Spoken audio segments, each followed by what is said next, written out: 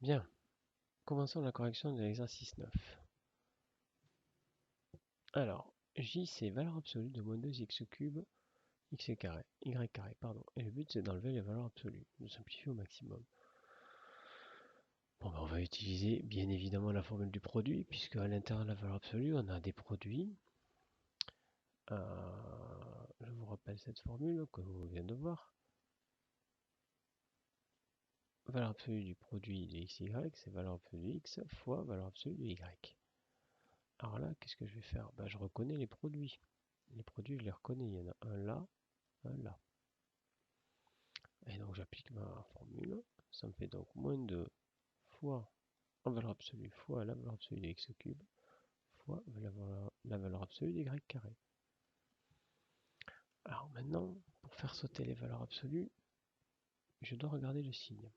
Bon, valeur absolue de moins 2, c'est 2, on va pas, voilà, c'est évident. Valeur absolue de x au cube.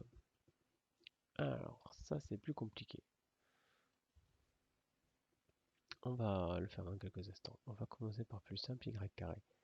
On sait qu'y carré c'est toujours positif puisque c'est un carré. Puisque c'est toujours positif, sa valeur absolue c'est lui-même, y carré.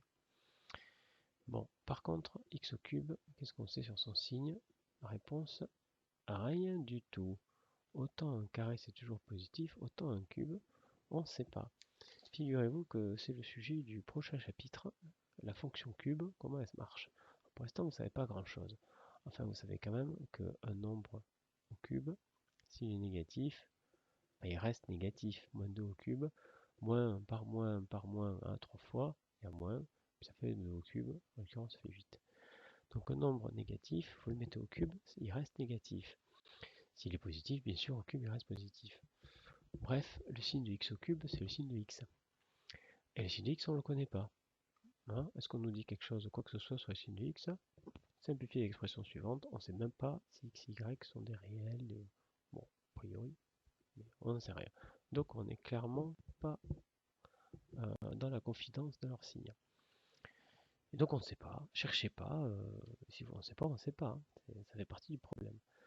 Bon, mais on peut écrire que x au cube, c'est x fois x au carré. Ça c'est toujours vrai.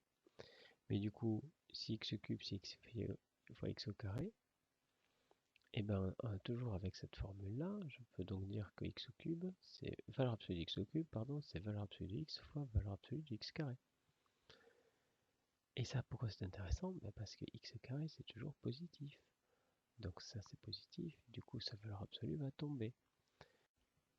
Il va me rester 2 fois valeur absolue de x fois x carré fois y carré.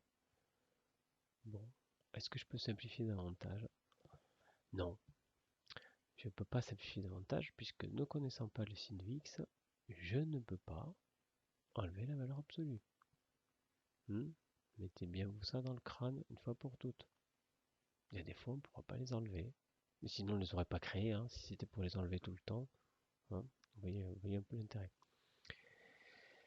Est-ce que je peux faire des calculs davantage? Alors ce carré, je pourrais le mettre en facteur. Bon oui, voilà.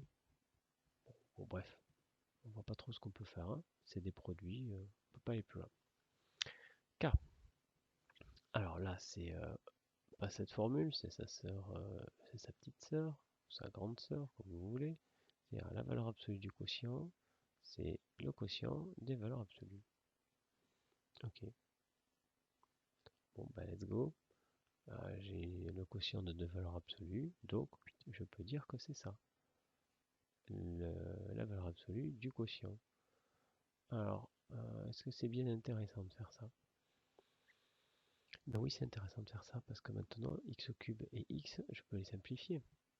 Ah oui, je sais que x au cube, c'est x carré fois x. J'ai déjà utilisé ça juste avant. Le moins, je peux le mettre devant. Ouf, il reste x carré. Et sur ma valeur absolue.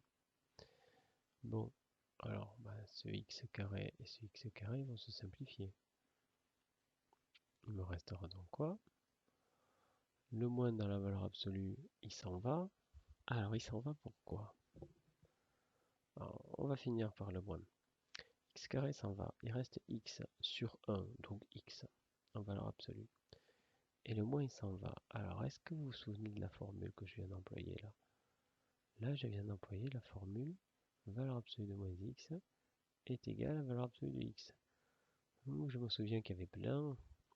C'était avant qu'on parte en confinement. Des tas qui m'avaient dit, oui, c'est évident, ça, oui, ben voilà, on vient de l'utiliser. Valeur absolue de moins x, oui, ce moins, hop, je l'enlève. Et j'obtiens égal valeur absolue de x. Est-ce que je connais le signe de x? Non, je ne connais pas le signe de x. Donc c'est fini, je peux rien faire d'autre. Terminé.